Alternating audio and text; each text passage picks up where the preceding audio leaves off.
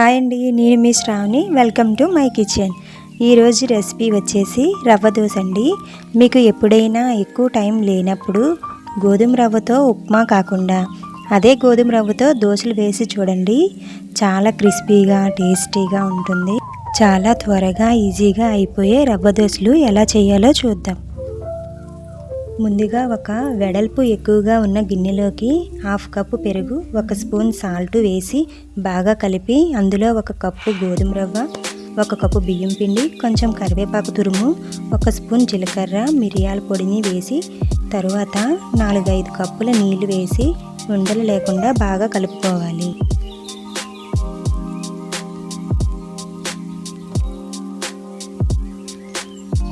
ఒక cup carrot తురుము కూడా వేసి బాగా కలుపుకొని 15 నిమిషాల పాటు పక్కన పెట్టుకోవాలి. ఇప్పుడు స్టవ్ ఆన్ చేసి దోశ ప్యాన్ బాగా వేడెక్కాక నూనె, కొంచెం ఉల్లిపాయ ముక్కలు, పచ్చిమిర్చి తురుము వేసి ముందుగా కలుపుకున్న పిండిని వీడియోలో చూపిస్తున్న విధంగా వేసుకొని చుట్టూ ఆయిల్ వేసుకోవాలి. మంటను హై ఫ్లేమ్లో మాత్రమే పెట్టుకోవాలి.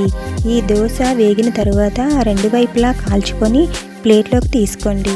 ఇలా అన్ని దోశలు వేసుకోవాలి. ఈ దోశకి కాంబినేషన్ పలుకుల చట్నీ అయితే బాగుంటుంది.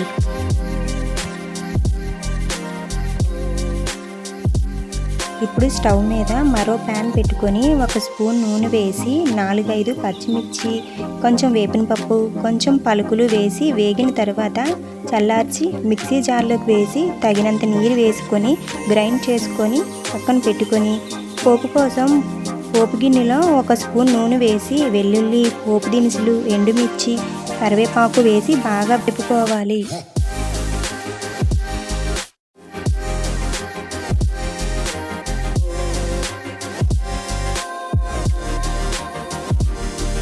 వేగిన పోపుని చట్నీలో వేసుకొని సరిపడా సాల్ట్ వేసుకుంటే సరిపోతుంది. అంతేనండి, ఈ రవ్వ దోశ రెసిపీ. ఎప్పుడైనా ఇన్స్టెంట్గా తినాలి అనుకుంటే ఈ రవ్వ దోశ ట్రై చేయండి. ఎలా వచ్చిందో నాకు కామెంట్ చేసి చెప్పండి. నా వీడియో మీకు నచ్చినట్టయితే లైక్ చేయండి, షేర్ చేయండి, సబ్స్క్రైబ్ చేసుకోవడం మాత్రం మర్చిపోకండి. మళ్ళీ నెక్స్ట్ వీడియోలో కలుద్దాం. Tata, bye bye.